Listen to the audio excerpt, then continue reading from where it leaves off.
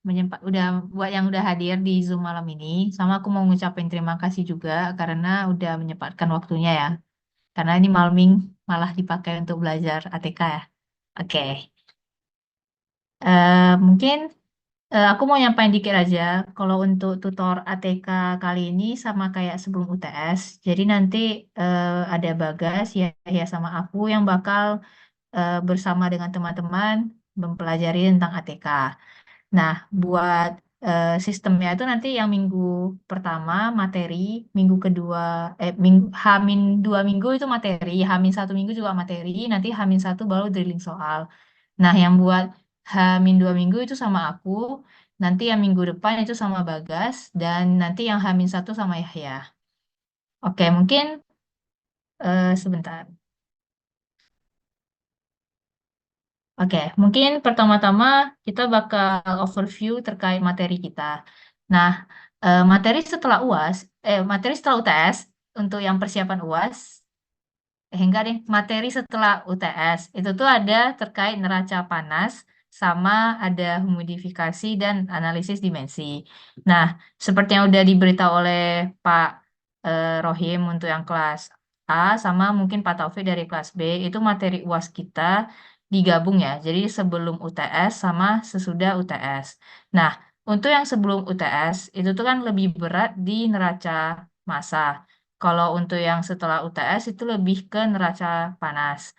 Jadi untuk yang sebelum UTS yang neraca massa, aku berharap teman-teman bisa cek kembali atau di-review kembali video-video tutor Fana di Night kemarin atau mungkin ya tinggal di-review dari catatan-catatan juga.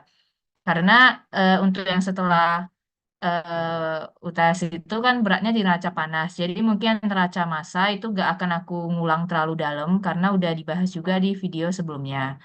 Nah, untuk materi tutor kali ini kita bakal lebih berat di neraca panas. Jadi nanti kita bakal overview energi itu apa, neraca energi itu yang gimana. Lalu nanti kita juga bakal ninjau neraca panas buat yang sistem non reaksi, sistem reaksi, sama neraca panas yang mikroskopis. Nah, untuk materi yang dua ini, yang humidifikasi sama analisis dimensi, materi ini bakal dijelasin sama Bagas di pertemuan tutor yang kedua.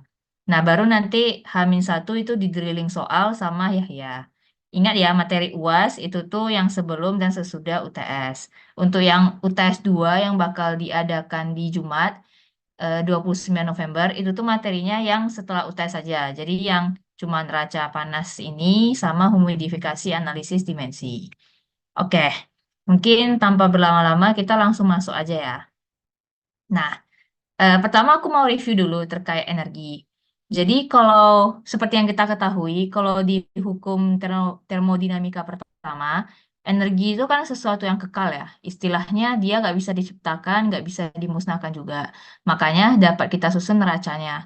Jadi intinya tuh sesuatu tuh bisa kita susun neraca kalau dia itu kekal. Jadi massa itu kan kekal, makanya bisa kita susun neracanya. Nah, energi itu juga kekal, jadi bisa disusun neracanya. Untuk neraca energi, ini nih nama lainnya tuh ya neraca panas ya, karena energi itu ya kita asosiasikan dengan panas. Makanya kadang disebut juga neraca panas. Sebenarnya ya nama aslinya tuh neraca energi. Nah, untuk neraca energi atau neraca pada umumnya, biasanya polanya ya berarti yang masuk dikurang dengan yang keluar, baru ditambah dengan yang dihasilkan atau mungkin dikurang dengan yang dikonsumsi, bakal sama dengan yang terakumulasi. Ini pola neraca yang umum ya. Paling ya kalau untuk energi berarti ya energi masuk, dikurang energi keluar, ditambah energi yang digenerasi, dikurang energi yang dikonsumsi, sama dengan energi yang terakumulasi.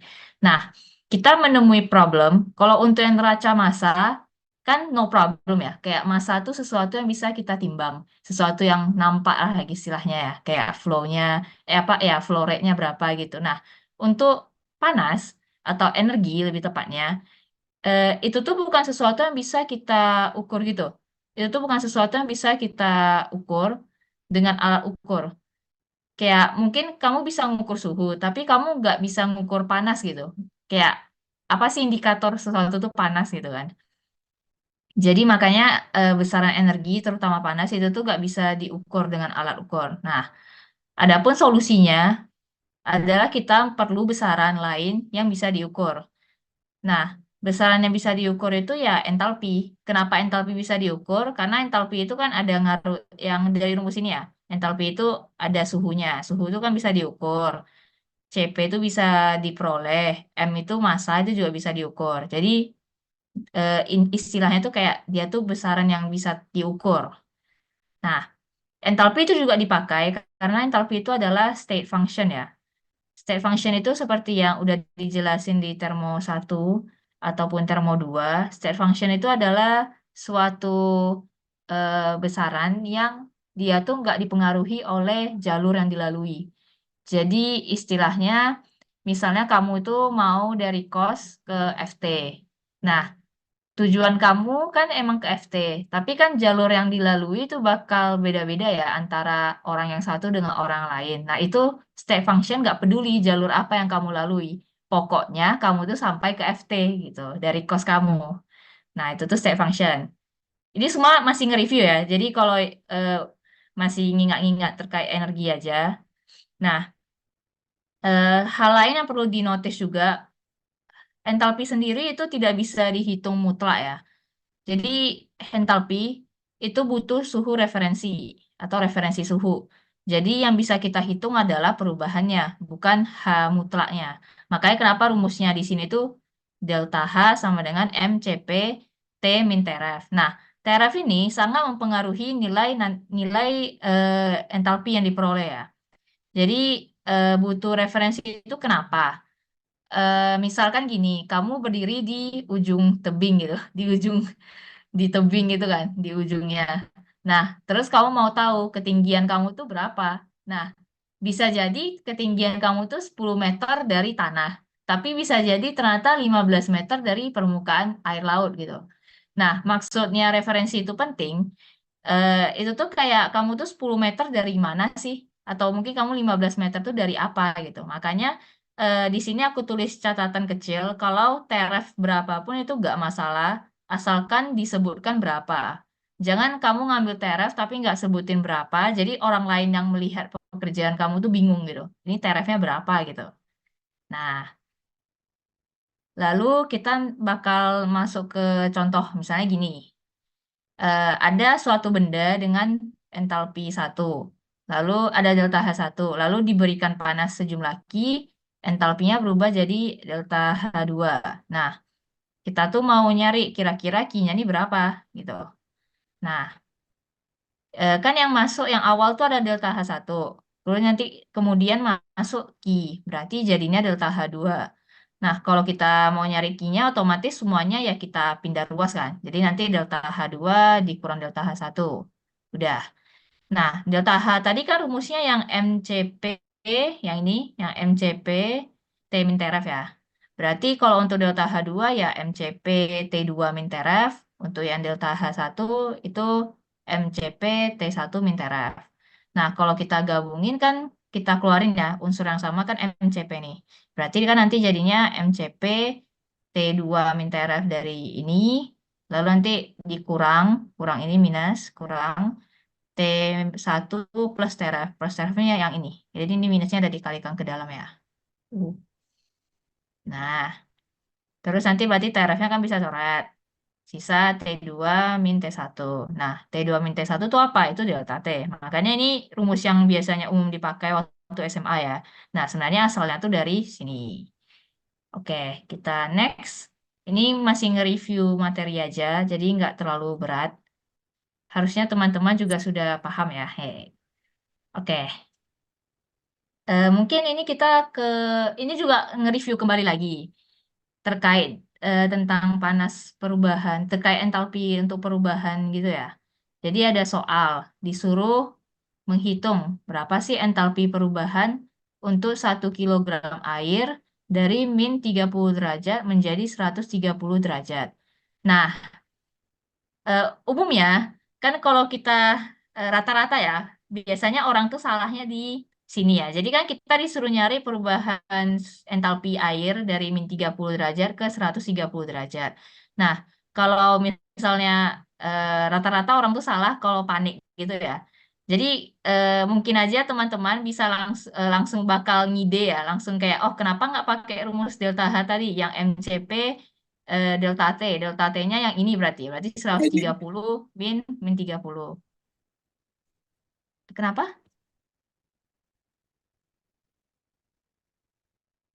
Eh, aman ya? Oke. Oke, kita lanjut ya. Oke, jadi mungkin kalau teman-teman panik, teman-teman bakal langsung masukin ke rumus delta H yang jadi tadi ya, yang MCP delta T. Delta T-nya berarti teman-teman masukin yang ini. Nah, itu tuh salah. Kenapa? Karena teman-teman juga harus mempertimbangkan perubahan fase selama air dari min 30 menjadi 130 tadi.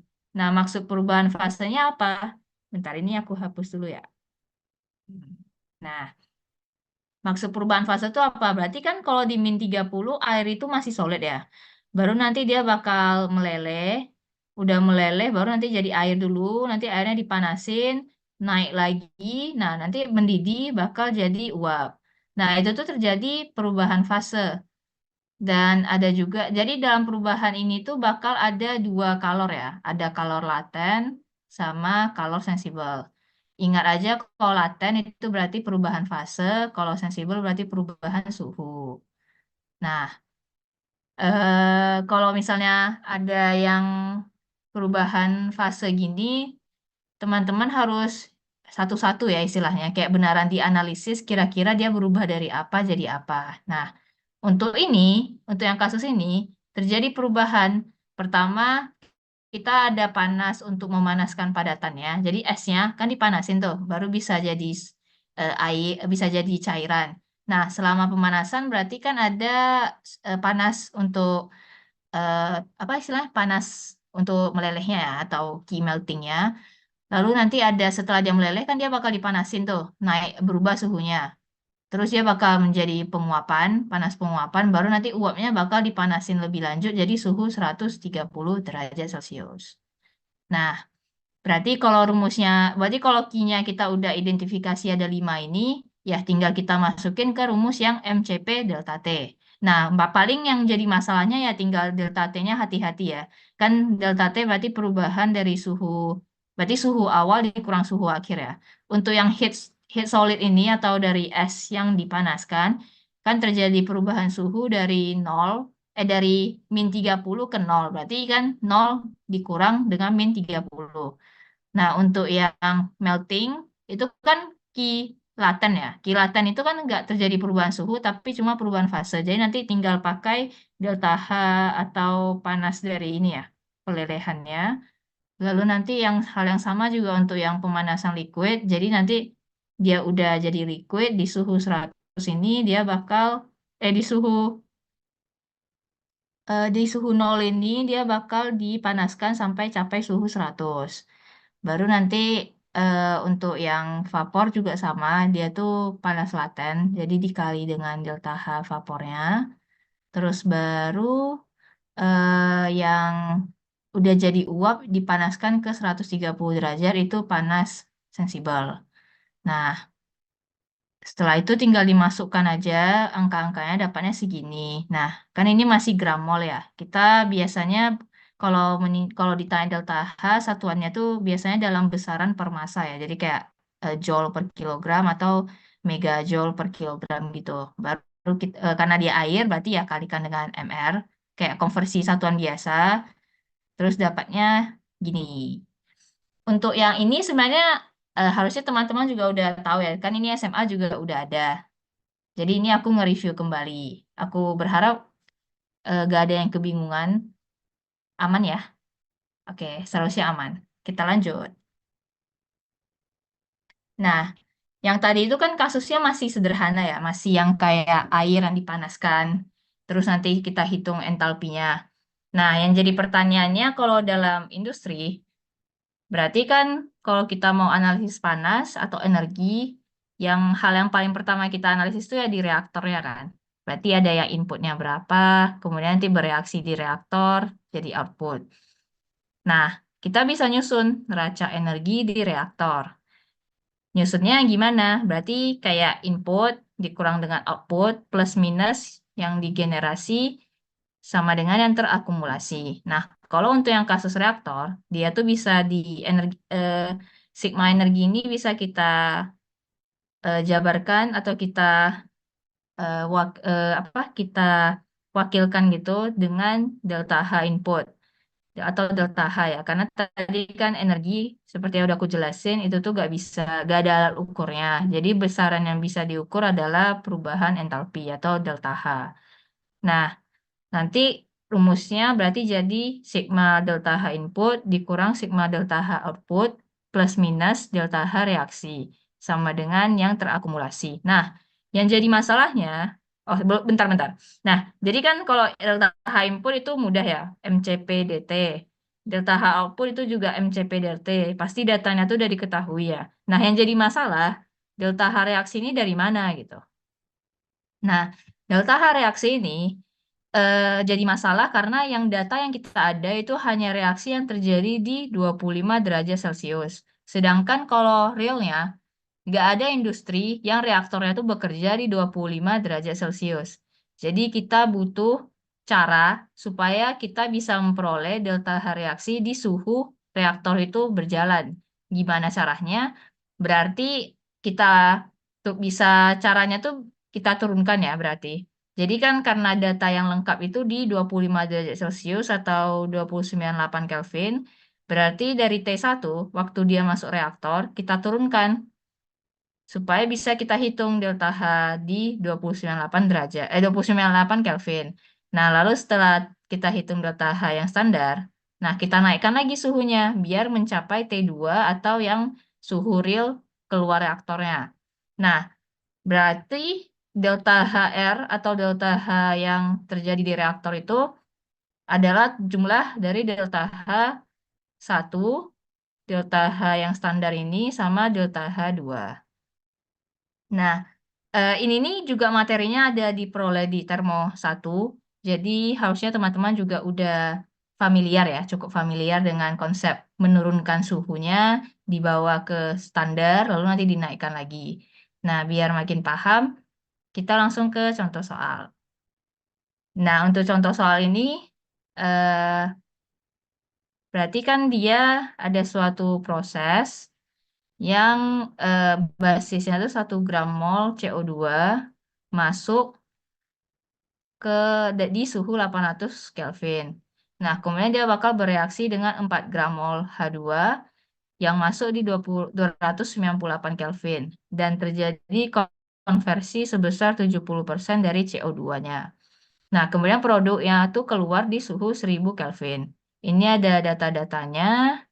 Nah, kalau ketemu soal yang kayak gini, kita bisa langsung bikin skemanya ya. Skemanya gimana? Skema itu yang kayak gini. Jadi nanti kita gambar reaktornya tuh kotak aja. Lalu nanti ada panah yang masuk. Itu berarti kan yang input ya. Lalu nanti ada panah yang keluar. Nah, paling data-datanya ditulis lengkap aja. Kayak, oh tadi kan dia bilang ada 1 mol CO2 di 800 Kelvin. Berarti kita tulisnya gini. Lalu nanti ada H2 yang di 298 Kelvin. Berarti panah yang kedua. Nah, terus nanti konversinya kan 70% CO2. Nah, setelah kita gambar, yang ditanya kan, oh ya, soalnya tadi nanya berapa sih panas yang harus ditransfer atau diberikan, yang harus ditransfer keluar ataupun panas yang harus ditransfer ke dalam reaktor. Nah, maksud soalnya ini apa? Jadi soal ini itu tuh mau istilahnya tuh bukan menjebak sih, lebih ke nanya gitu kan, berapa sih panas yang harus kita transfer atau yang harus kita keluarkan. Nah, maksudnya tuh kalau panas yang nanti hasil akhirnya tuh minus, berarti kan reaksinya butuh panas ya. Sedangkan kalau nanti dapatnya plus, berarti panasnya tuh keluar gitu.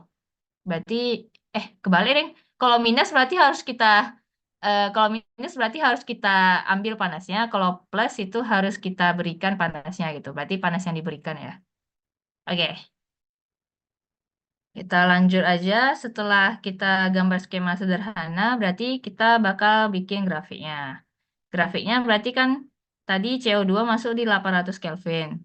Berarti kita gambar panahnya di sini, kita turunkan ke suhu dia normal, ke suhu standarnya 258 Kelvin, baru nanti H2-nya kan masuknya di 29 Kelvin. 298 Kelvin berarti gambarnya tuh di panah yang apa sih namanya, selurus dengan inilah.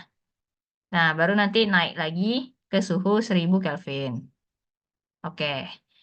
Nah, berarti kita mau ngitung delta H1-nya berapa, delta HR-nya berapa, delta H standarnya berapa, sama delta H2-nya berapa.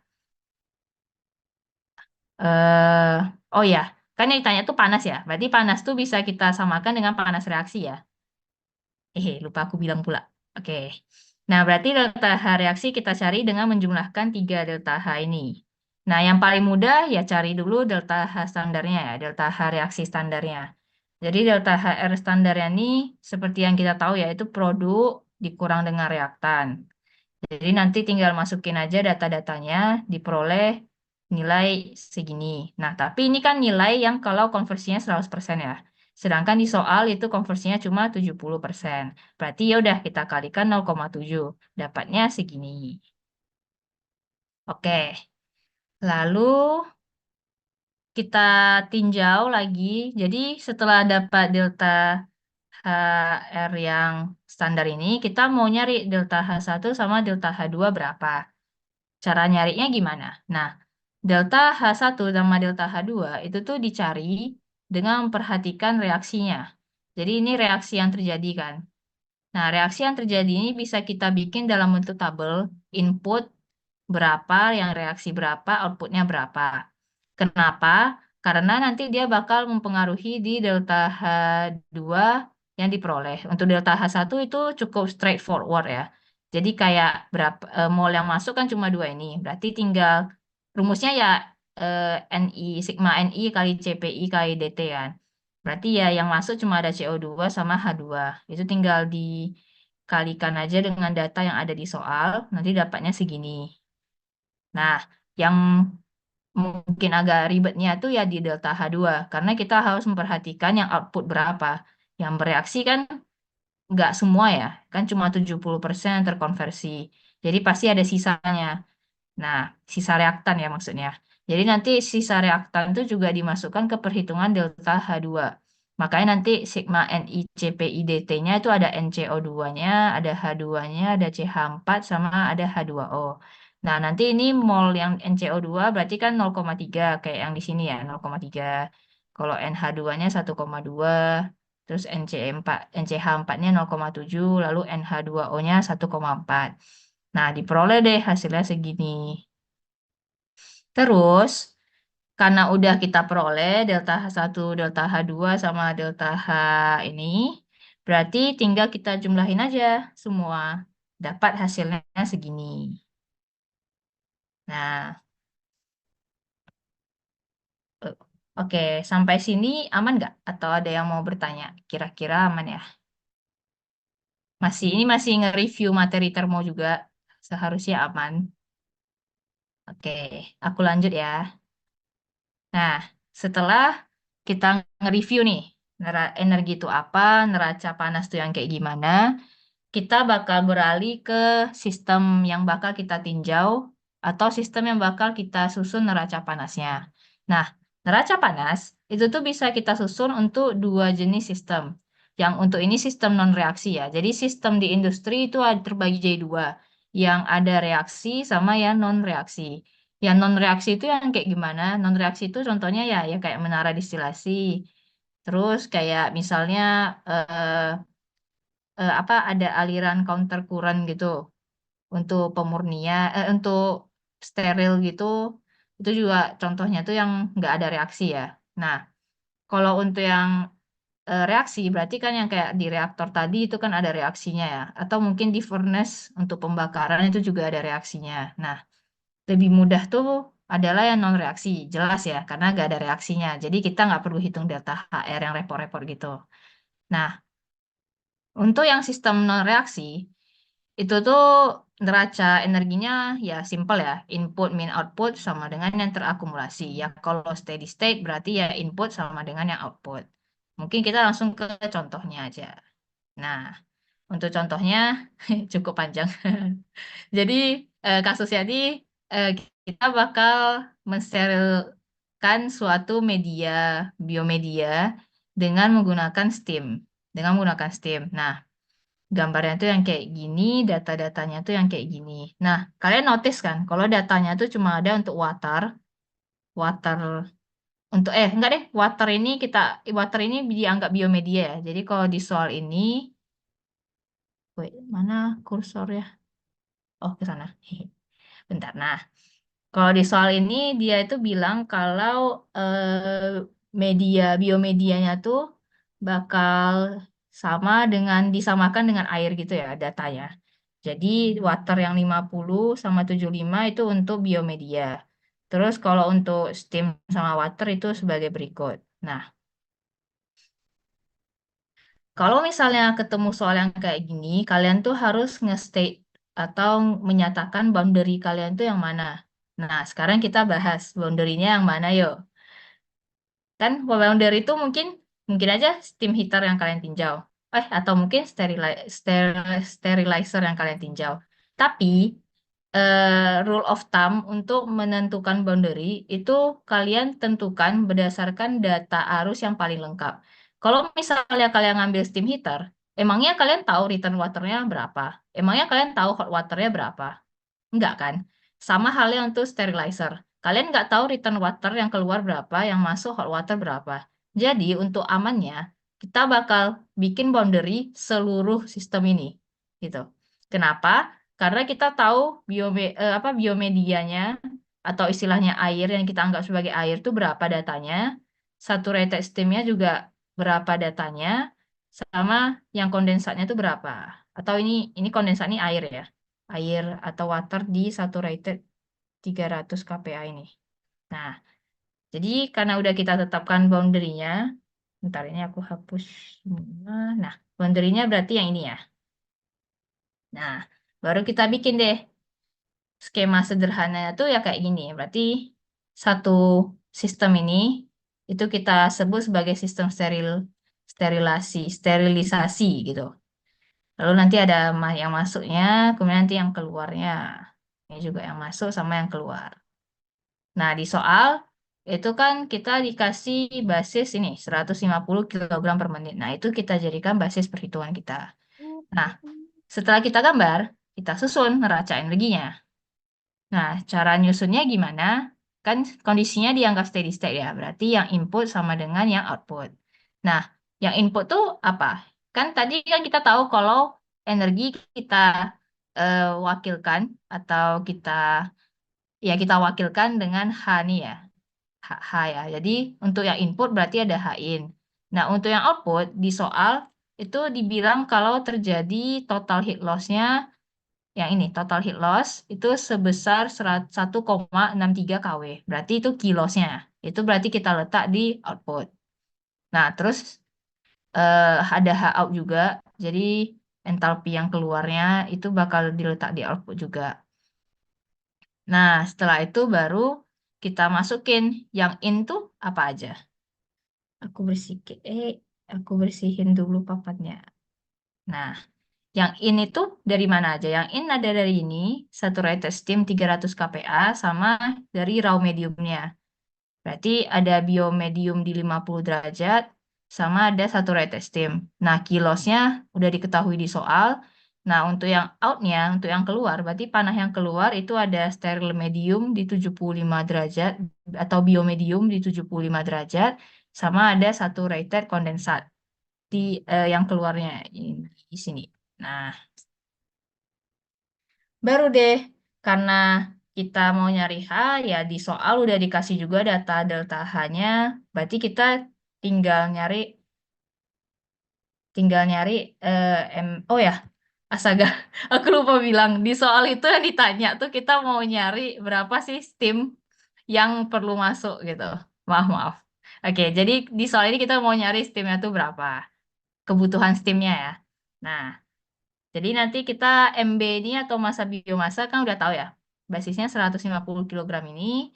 Nah, M steamnya itu yang mau kita cari. Nanti dikali juga dengan delta H steam, kilos, terus nanti massa biomasanya, biomedianya, lalu kali delta H-nya, ada massa untuk air juga, sama nanti kali dengan satu liter steam. Nah, untuk massa air ini, yang ini, sama yang massa steam ini, itu tuh sama ya, karena kan dia tuh cuma uap yang terkondensasi ya.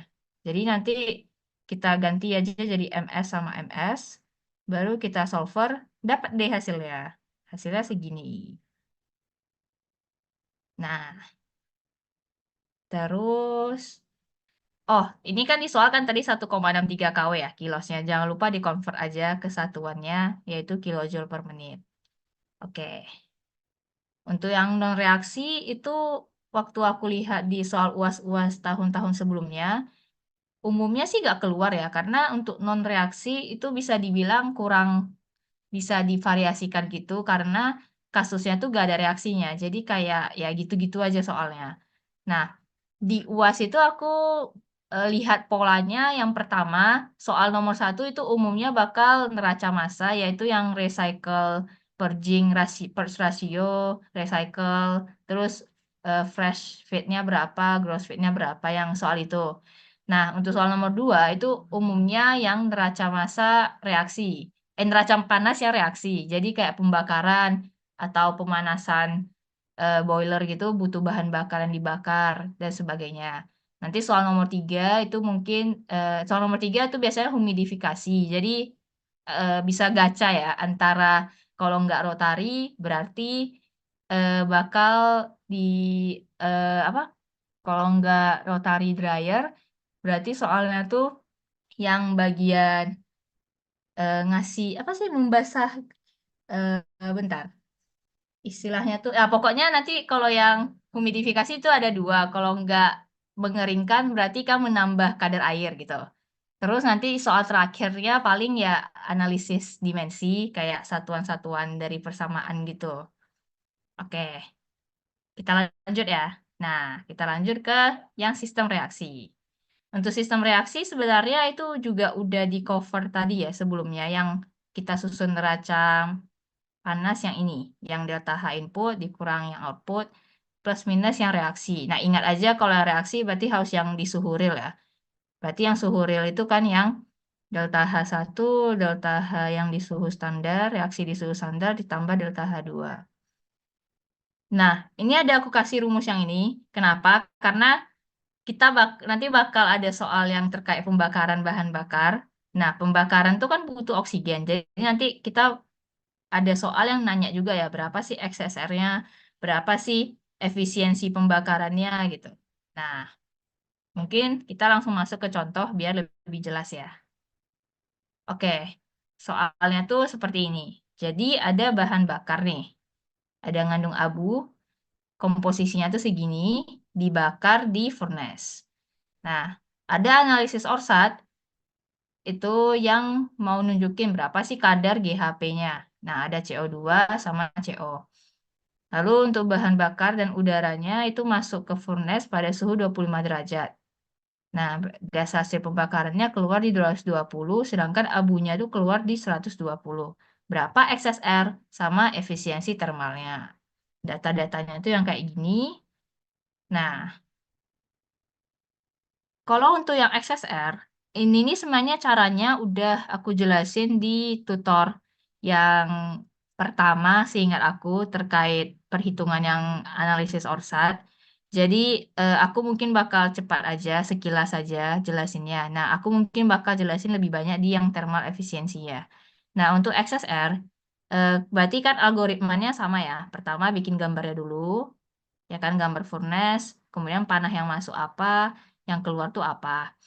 Nah, ingat kalau dalam perhitungan, kalau kita agak tahu berapa yang masuk, berarti kita bisa ngambil basis ya. Nah, biar mudah kita ngambil basis 100 gram bahan bakar. Bahan bakar tadi kan kadarnya tuh kita udah tahu ya, 80% C, 15% H, sedangkan abu tuh sisanya. Berarti udah bisa langsung kita hitung berapa gram masing-masing komponennya.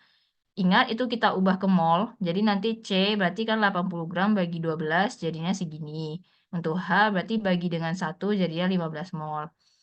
Nah, kita analisis dulu GHP-nya. Tadi kan orsatnya tuh nunjukin kadar yang kayak gini. Nah, kita bisa ngambil permisalan. C yang menjadi CO itu adalah X mol. Berarti kan dalam kalau reaksinya kayak gini, maka CO-nya tuh X mol, CO2 kan berarti sisanya kan, C yang jadi CO2 ya. Berarti kan sisanya tuh ya 6,67 dikurang dengan X ya, atau yang udah bereaksi jadi CO-nya. Baru nanti untuk H2O itu tinggal setengah dari 15 mol. Nah, dari sini kita bisa pakai perbandingan persenan sama perbandingan mol. Nah, dapat deh X-nya tuh berapa. Terus kalau udah dapat X-nya berapa, berarti kan kita bisa nyari GHP untuk apa kita bisa nyari GHP total ya. Kan kalau X-nya udah tahu berarti CO2-nya udah tahu, CO-nya udah tahu. Tinggal kita cari GHP total pakai perbandingan persen kayak gini. Kemudian dapatnya mol untuk GHP total segini. Nah, baru kita ingat kalau GHP itu kan CO ditambah CO2 ditambah O2 sisa ditambah N2. Nah, biar mudah N2 itu kita ngambil aja permisalan kalau dia tuh Y mol. Kenapa? Karena N2 tuh inert. Jadi dia gak bakal berubah nilainya. Nah, kita masukin aja ke persamaan awal jadinya kayak gini. Terus nanti berarti O2 mula-mula tinggal perbandingan. Yang O2 itu kan 21%. N2 itu kan 79%. Berarti kita pakai perbandingan biasa. Baru kita cari O2 total. Dari O2 total baru kita... Nah, O2 total itu kan berarti sama dengan O2 mula-mula yang kita pakai ya. Nah, dari situ kita dapat Y. Maka komposisi GHP itu udah dapat yang ini. Nah, lalu XSR yang ditanya di soal itu yang gimana? XSR yang ditanya itu tuh adalah kelebihan ya udara yang dipakai. Jadi kita tahu O2 mula-mula yang kita pakai itu adalah 11,978 mol. Nah, kita cari deh secara teoritis itu harusnya berapa. Nah, aku ngasih dua cara untuk nyari teoritis. Ada ini cara satu yang aku lingkar ini, sama yang ini tuh cara dua. Nah, untuk cara pertama, kalian tuh pakai konsep yang ini. C yang jadi CO itu berapa, C yang jadi CO2 itu berapa, sama H yang jadi H2O itu berapa. Nanti dapat nilainya segini. Nah, kalau kalian misalnya lupa nih rumusnya itu yang gimana. Nah, kalian bisa bikin reaksinya ya. Jadi kan tadi kita di awal itu udah dapat kalau bahan bakar tuh punya komponen kayak gini ya. Berarti tinggal kita bikin C 6,67 H15. Nah, C, 6, C 6,667 H15 kemudian O2 ditambah dengan reaksi pembakaran biasa ya. Jadi nanti bahan bakar ditambah O2 jadinya CO2 plus H2O.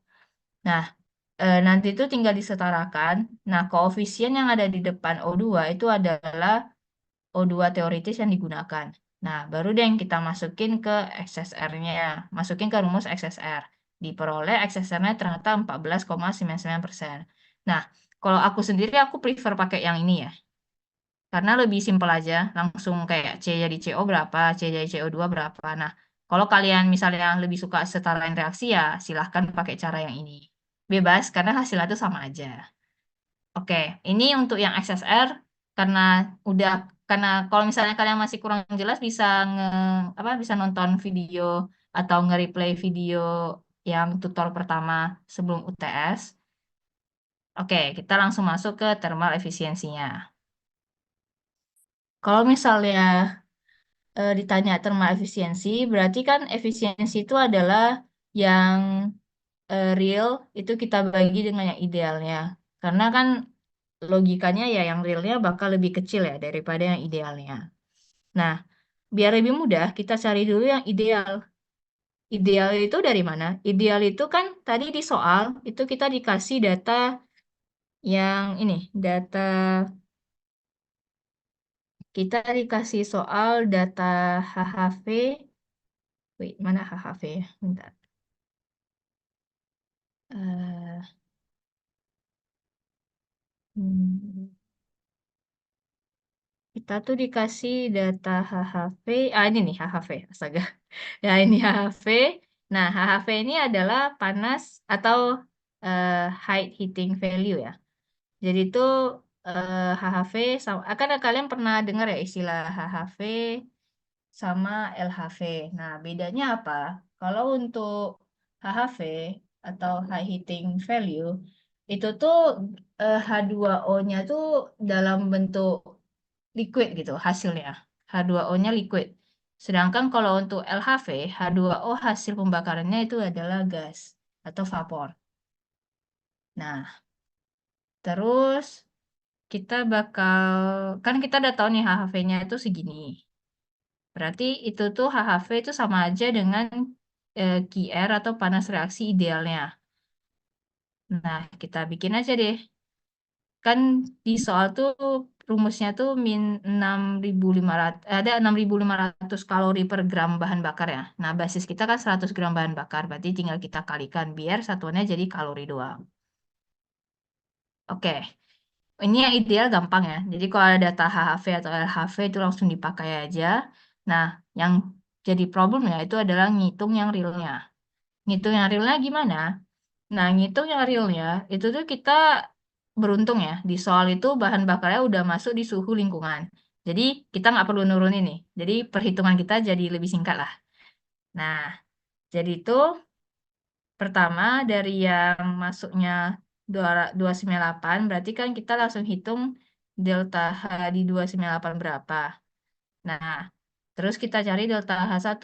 Delta H1 ini cukup, apa ya, cukup harus hati-hati ya. Karena tadi kan dia bilang abu itu keluar di 120, sedangkan yang lainnya keluarnya di 220. Nah, itu perlu diperhatikan ya, karena nanti bakal mempengaruhi di perhitungan delta H1-nya. Oke, mungkin kita selalu mulai yang dari paling muda ya. Paling muda itu yang delta H reaksi di 298. Nah, tadi itu kan kita, kalau yang real, secara pembakaran yang asli itu tuh bakal ada CO2, CO, O2 sama H2O, ya kan? Nah, untuk yang reaksi real kan ada CH sama O2 ya. Ada CHO2, CH-nya bahan bakar, O2-nya itu udara yang dipakai untuk membakar. Nah, nanti hasilnya itu yang kayak gini realnya. Nah, untuk reaksi ideal itu kan nggak ada CO ya. Reaksi ideal tuh nggak ada CO, sedangkan untuk reaksi yang aslinya itu ada CO. Jadi, cara ngitung reaksi real itu kita bisa mix gitu. Mix 4 reaksi yang udah kita ketahui. Yang dari mana? Nah, dari soal kan dikasih data 2 reaksi ini. Terus, kamu juga bisa masukin reaksi ideal yang udah kamu dapat delta HR-nya dari HHV ya. Oke, jadi kita bakal bikin reaksi satu tuh reaksi idealnya. Reaksi dua itu tuh reaksi dari soal yang CO jadi CO2 jadi CO dan O2. Sama reaksi tiga itu H2O. Nah, nanti ini reaksinya. Yang keempat ini sebenarnya reaksi opsional ya. Keempat ini cuma biar setara aja. Jadi nanti disusun dari 4 persamaan itu kita susun-susun, kita bolak-balikkan. Tujuannya apa? Tujuannya biar hasil akhir ya, itu tuh adalah reaksi real kita. Karena kita kan mau nyari delta HR-nya berapa. Nah, ini nih kembali lagi materinya tuh kayak termo. Jadi kayak untuk mencari delta H reaksi itu kita tinggal mix delta H reaksi yang kita ketahui ya. Terus kita otak-atik biar reaksinya jadi reaksi yang kita inginkan. Nah, setelah dapat delta H reaksi yang realnya, kita cari delta H1. Rumusnya itu sama, Ni kali Cp kali dt. Nah, tapi ingat, itu tuh untuk GHP dan abu. GHP tadi keluarnya di 202, di 220 kan. Berarti 220 dikurang 25. Nah, untuk abu itu tuh 120 kurang 25. Nah, nanti tinggal dimasukin angka-angkanya, baru dapat deh delta H1-nya itu 88.659,336 kalori. Maka Q atau panas realnya itu adalah delta H real ditambah delta H1. Jadinya segini. Nah, terus kita mau nyari efisiensi berarti yang real kita bagi dengan yang ideal jadinya 71,44%. Diperoleh deh hasil akhirnya XSR sama efisiensi terpalnya itu segini. Nah, sampai di sini dulu ada yang mau bertanya nggak? Bagi yang mau bertanya itu boleh langsung open mic aja atau mungkin di chat. Aku tunggu sampai 7.52 deh.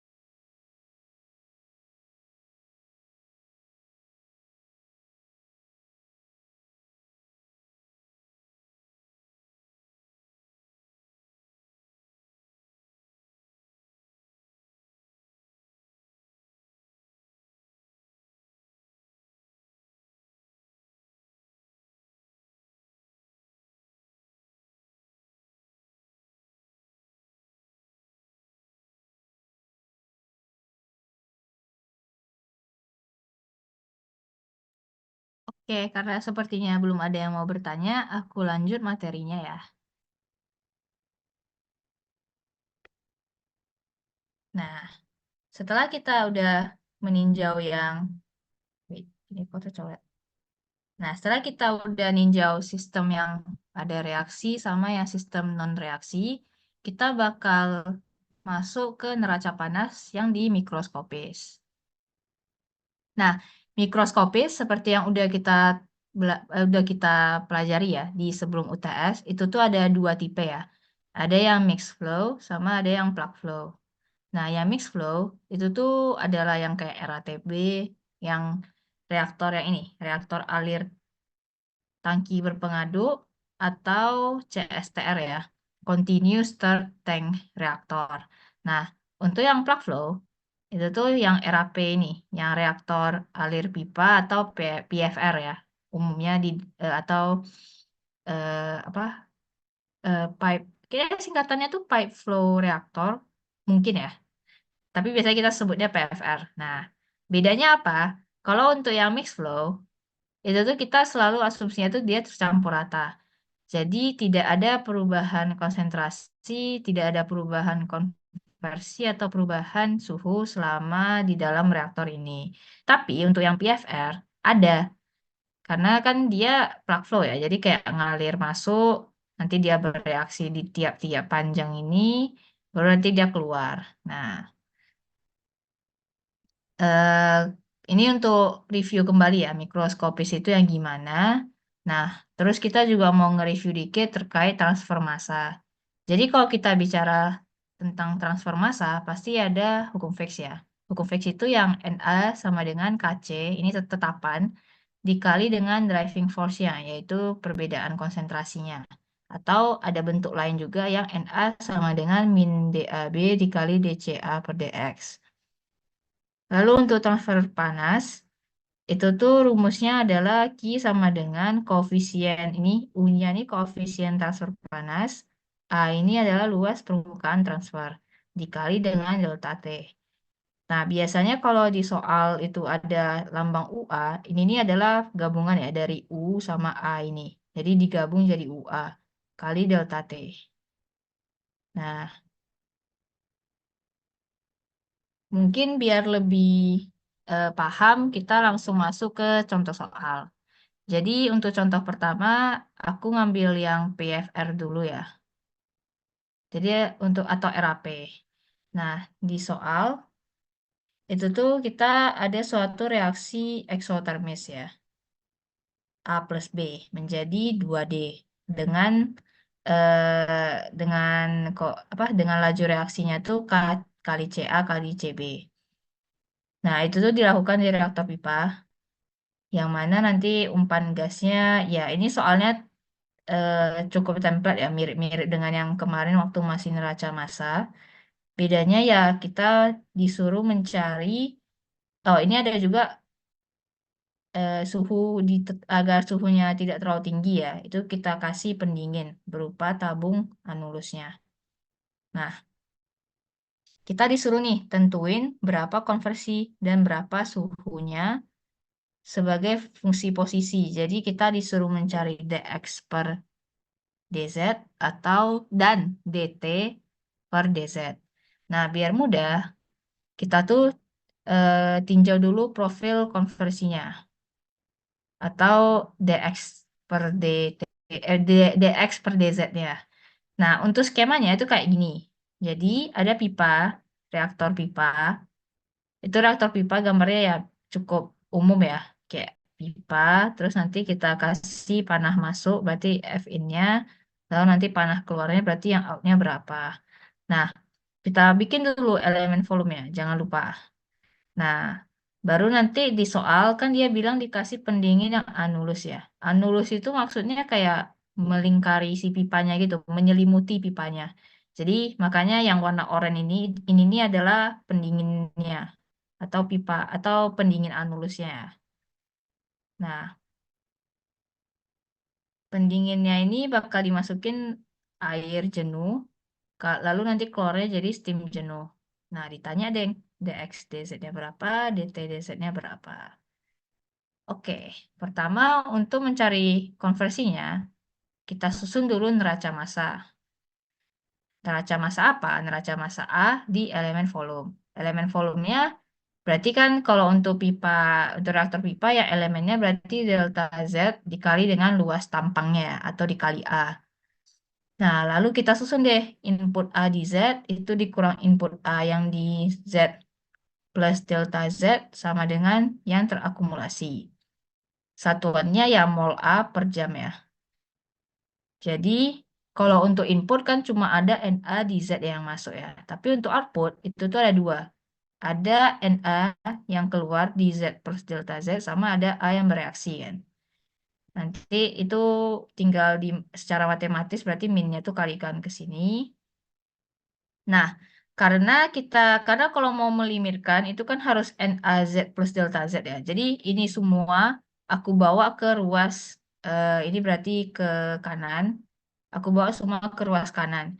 Makanya NAZ plus delta Z-nya jadi positif, sedangkan NA di Z-nya itu jadi negatif. Nah, baru deh yang kita limit, kita kali dulu dengan 1/delta Z supaya apa? Supaya bisa kita limitkan. Baru nanti tinggal kita masukin aja untuk RA, itu kan KCACB ya. Lalu tinggal kita masukin aja ke persamaan, kita sederhanain lebih lanjut, jadinya tuh persamaan satu ini. Terus, kan kita mau nyari konversi, sedangkan yang ada di persamaan ini adalah NA.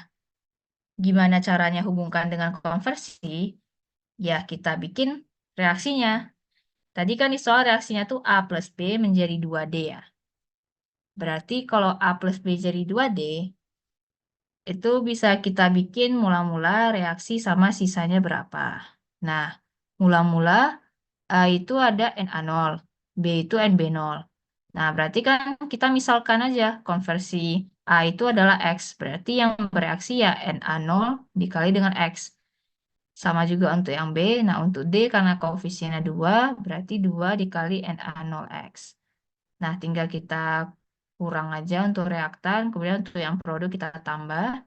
Diperoleh deh Na-nya adalah Na0 1 min X, sedangkan Nb itu adalah Nb0 min Na0X. Terus kita cari Ca. Ca itu kan rumusnya bisa Na per V, atau nanti untuk kasus untuk gas itu bisa PV, apa, P per RT ya. Jadi Na per V atau P per RT.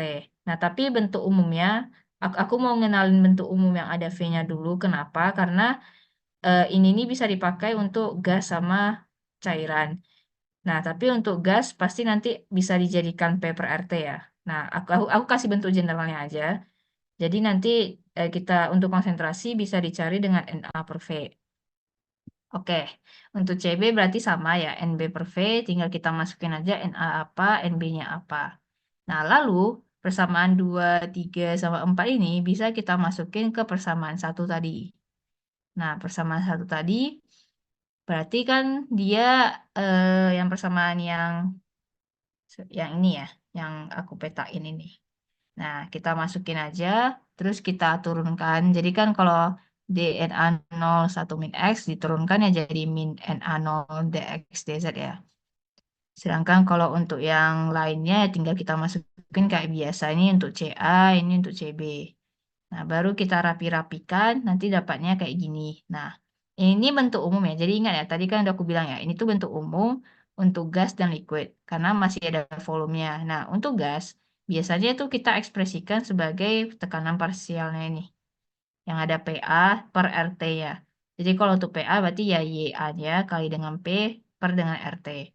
Nah, kenapa aku kenali bentuk umum ini? Karena mungkin aja nanti di soal ujian ternyata reaktannya tuh cairan, bukan gas. Jadi kan kalau misalnya kalian udah terbiasa template nih, kayak oh pokoknya Ca tuh P per RT gitu. Nah, kalian tuh bakal salah. Kenapa? Karena kan itu cairan, nggak bisa kita serta-merta pakai gas ideal gitu. Jadi untuk gas ideal ini cuma berlaku di gas doang ya. Jadi kalau misalnya kalian ketemu soal PFR, dibaca dulu kayak, oh ini reaktannya tuh cairan apa gas. Kalau gas berarti kan kita pakai aja yang Ca-nya tuh sama dengan PaRT. Tapi kalau dia bentuknya ternyata cairan atau liquid, berarti kita cuma bisa pakai yang Na per V-nya. Jadi harus teliti ya untuk membaca soalnya. Nah, berarti kan untuk yang konversi itu udah dapat ya, dx per dz-nya. Nah, lalu di soal kita juga disuruh untuk nyari dt dz-nya berapa. Nah, dt dz itu bisa kita cari dengan membuat neraca panas. Tadi kan kalau untuk konversi kita bikin neraca massa, tapi kalau untuk perubahan suhu berarti kita susun neraca panas. Nah, neraca panas itu tuh gambarnya tuh kayak gini ya, sama aja gambarnya tadi, cuma bedanya ya berarti kan kalau di sini ada F in sama ada F out. Nah, dalam reaksi, kalau misalnya dikasih pendingin gini, berarti kan reaksinya tuh menghasilkan panas ya. Nah, otomatis berarti ada Ki yang keluar nih, Ki reaksi, panas reaksi yang keluar, yang mana bakal dipakai untuk membuat air jenuh tadi sebagai pendinginnya menjadi steam ya. Nah, ini juga udah aku tuliskan juga keterangannya ya. Jadi, kita susun deh neraca panasnya.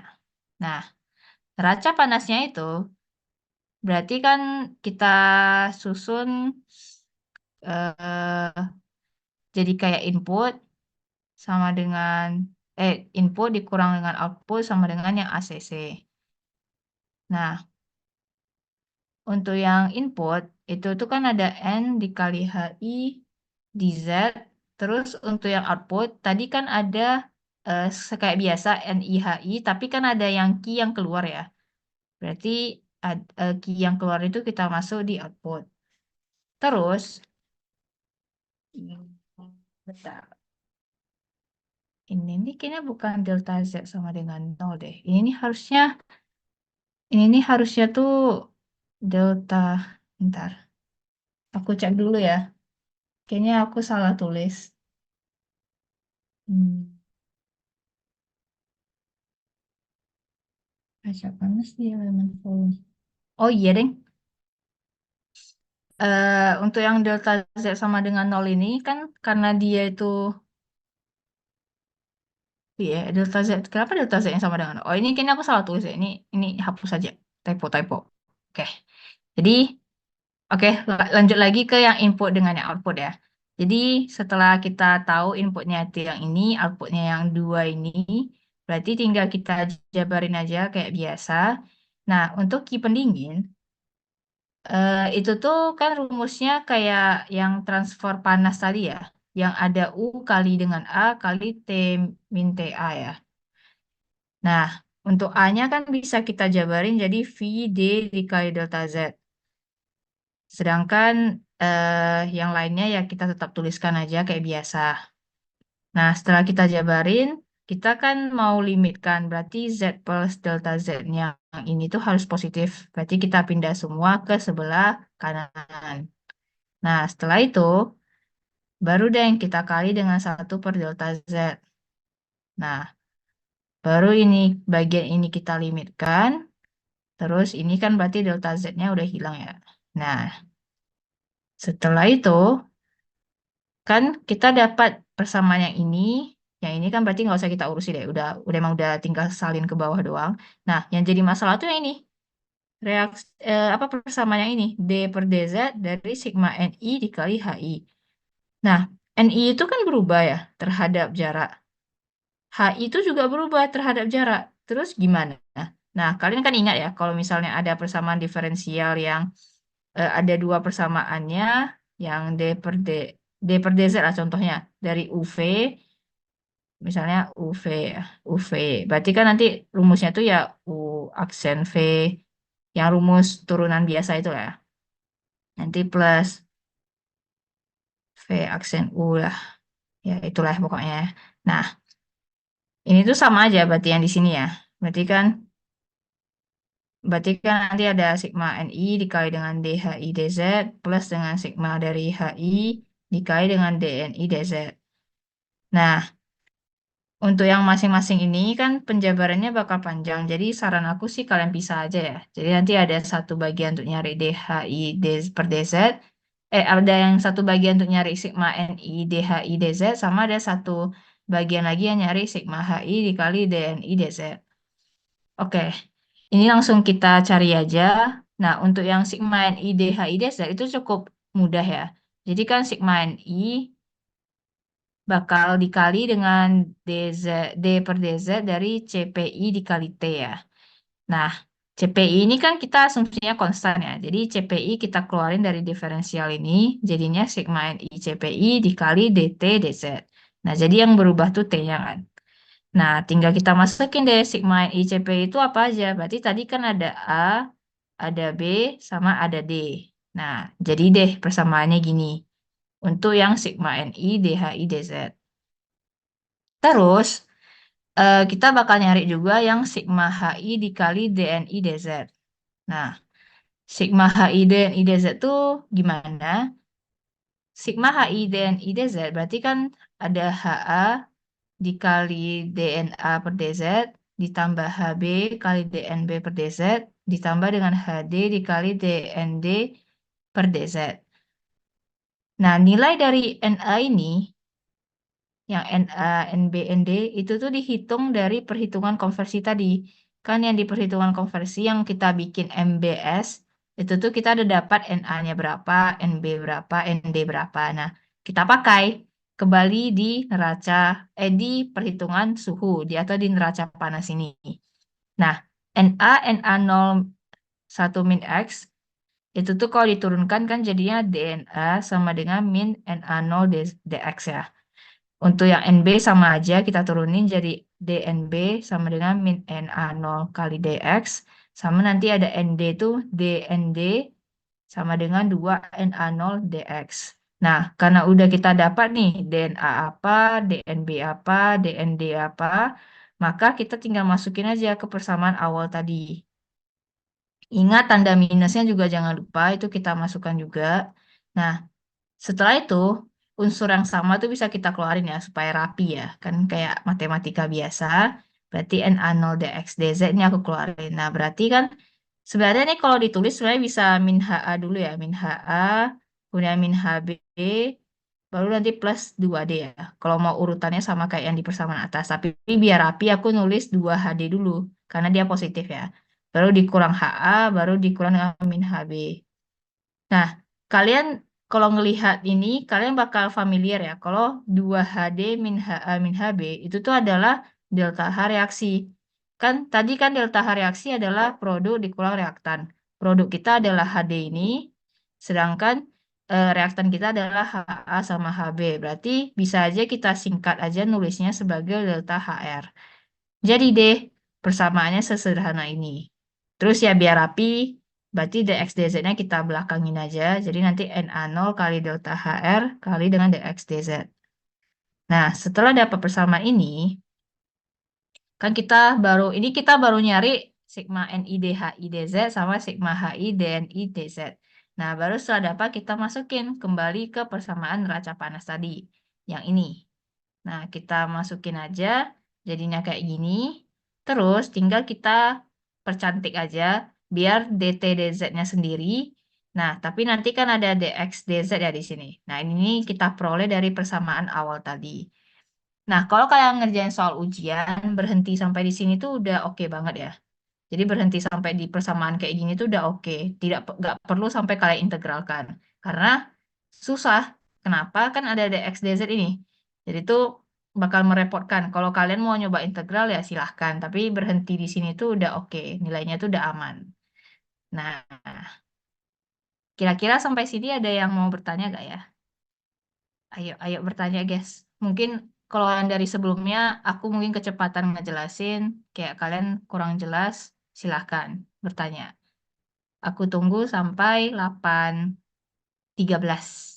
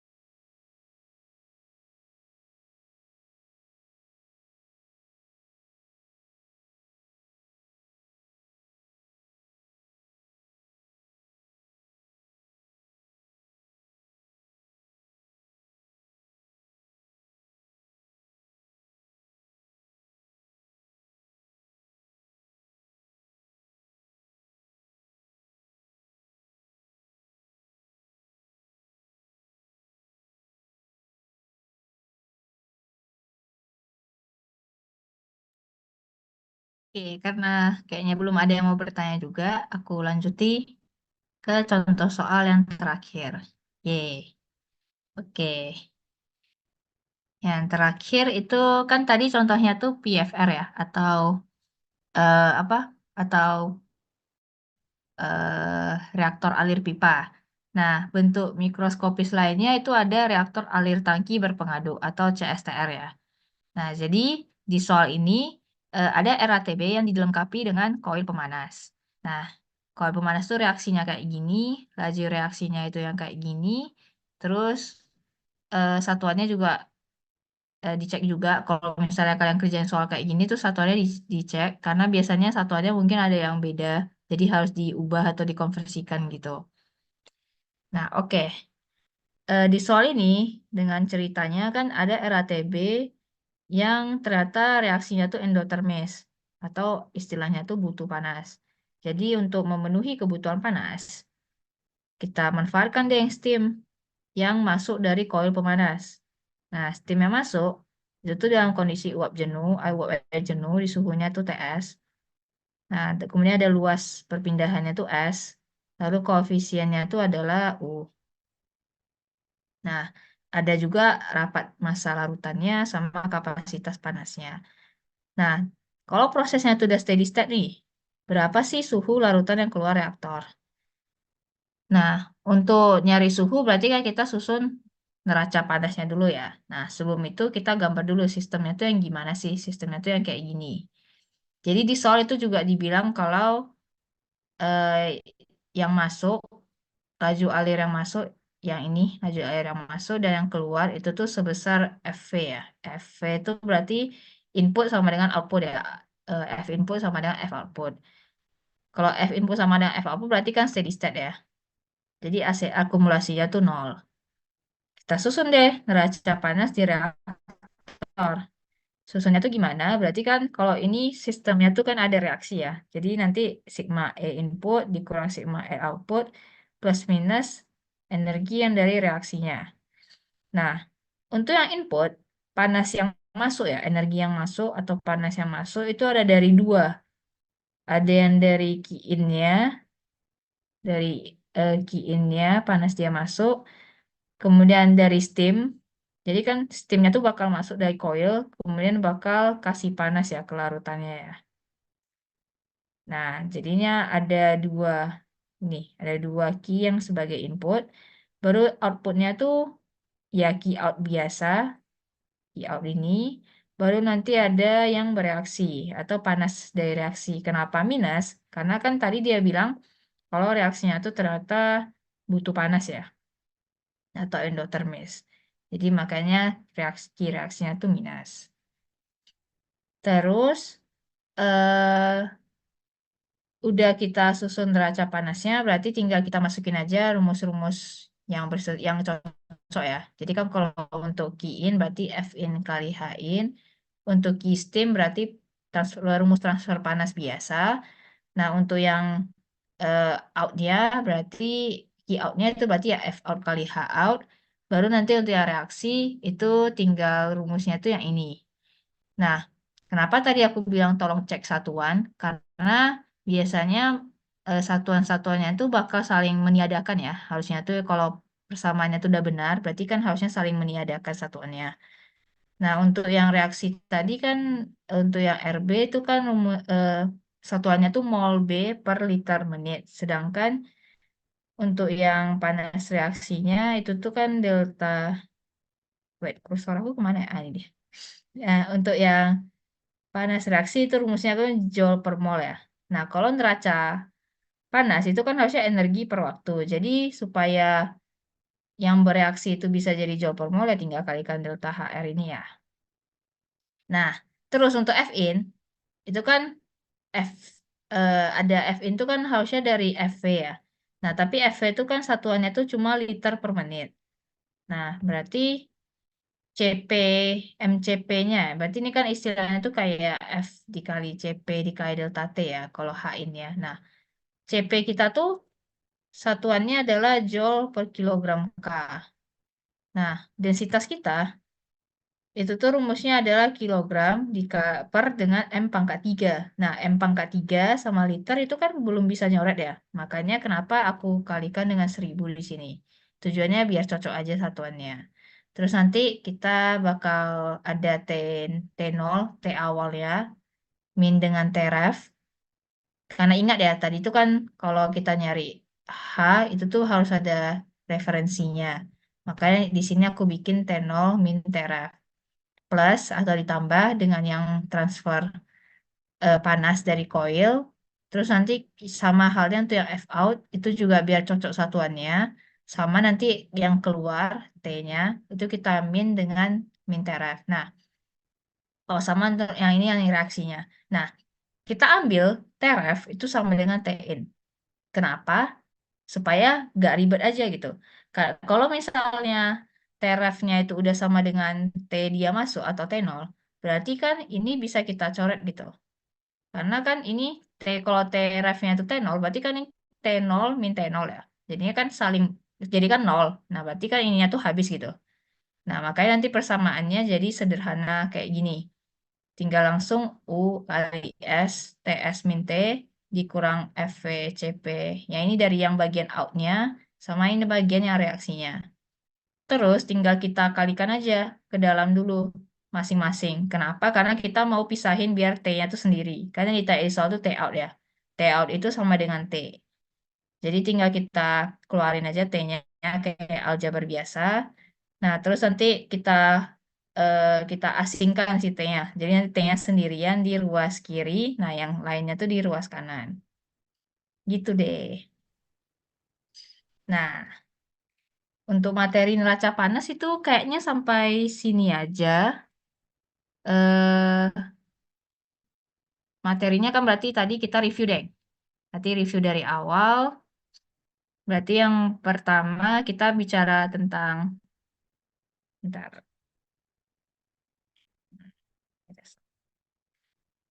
Nah, pertama kita bicara terkait dengan review energi ya. Kan review kembali materi energi kalau dia tuh kekal, yang mana karena dia kekal, tapi kan dia nggak bisa diukur. Beda dengan neraca massa. Makanya kenapa kita hitungnya tuh entalpinya. Karena entalpi itu kayak bisa terukur lah. Karena kan dia rumusnya adalah MCP T min Trf. Berarti M-nya bisa kita peroleh dari massanya berapa, CP itu biasanya ada datanya, sama suhu itu bisa kita ukur. Nah, tapi yang uniknya dari delta entalpi ini, kita tuh butuh referensi, makanya ada TRF ya. Nah, baru deh kita hitung delta H tuh kayak biasa, ini kayak review yang materi di SMA ya, terkait dengan perubahan fase. Baru nanti untuk yang kasus di reaktor, kita kalau mau nyari delta H reaksi yang tidak di suhu standar, berarti kan harus kita bawa nih. Berarti harus kita bawa suhu dia masuk berapa, kemudian nanti tinggal kita hitung reaksinya di kondisi standar, lalu nanti naikkan lagi ke suhu dia keluarnya berapa. Nah, lalu ada juga kasus untuk yang non-reaksi. Yang non-reaksi berarti kan nggak ada yang neraca panasnya berarti nggak ngandung reaksi ya, cuma sesimpel ini aja, input kurang output sama dengan akumulasi. Nah, lalu kalau untuk yang kasus ada reaksi ya berarti tinggal ditambah ada bagian reaksinya. Nah, baru nanti juga untuk reaksi itu cenderung yang ditanya adalah pembakaran. Jadi nanti ada orsatnya gitu. Makanya nanti aku kasih rumus yang ada XSR sama ada rumus yang menanyakan terkait efisiensinya itu berapa. Yang ini. Nah, lalu berarti kan setelah kita yang bagian reaksi sama non-reaksi, kita juga ada kasus yang di mikroskopis. Nah, di kasus mikroskopis berarti kita tuh ada yang mixed flow sama plug flow. Kayak yang udah dibahas sebelum UTS, ada RATB sama ada RAP atau PFR. Nah, lalu nanti kita juga bakal kenal transfer massa itu yang gimana, transfer panas itu yang gimana. Terus baru deh nanti kayak contoh soalnya. Nah, mungkin untuk ATK ini ya diperbanyak aja contoh soalnya, ya ngerjain-ngerjain soal karena rata-rata kalau aku lihat di soal UASnya itu tuh sebenarnya soalnya tuh mirip, bukan yang persis, tapi kayak yang ditanyain itu ya sama-sama mirip-mirip gitu. Makanya kalau misalnya kalian rajin latihan soal, waktu kalian udah ketemu soal yang mirip itu kayak, oh ternyata kalian udah tahu nih langkah pengerjaan yang jelasnya tuh gimana gitu. Yang pertama yang pastinya tuh gambar dulu skemanya tuh gimana.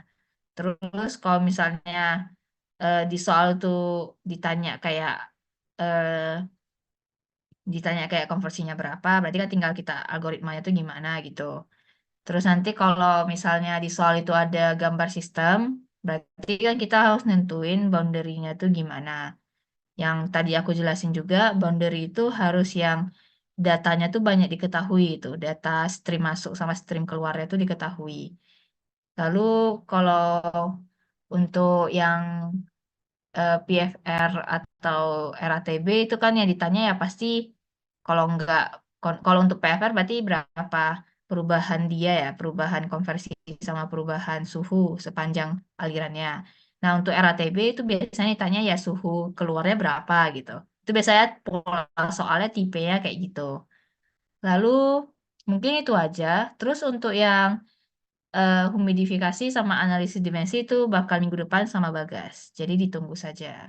Nah, kira-kira eh, ada yang mau bertanya gak ya sebelum Zoom-nya aku akhiri? Karena materinya tuh udah kelar. Aku tunggu sampai jam 8.27. Kalau ada yang mau bertanya, mungkin kalian mau aku jelasin ulang lagi materi yang kurang jelas itu mana gitu. Dipersilahkan. Aku tunggu ya sampai 8.27.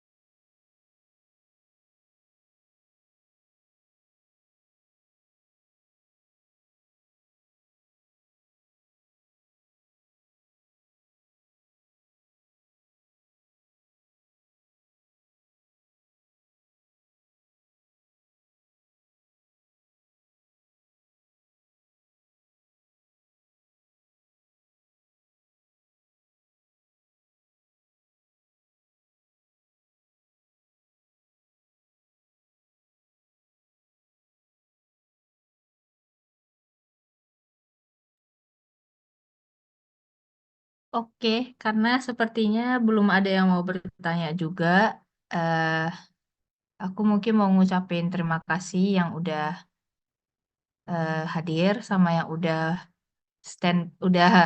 hadir dan udah mengikuti ya tutor ATK H2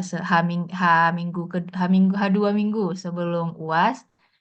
Aku mau ngucapin makasih juga dan teman-teman dipersilakan live Zoom-nya dan melanjutkan kegiatannya. Makasih, guys. Kalau misalnya kurang jelas, bisa japri aku atau mungkin di kampus kalau ketemu kayak samperin aja aman. Oke. Terima kasih semuanya. Bye-bye.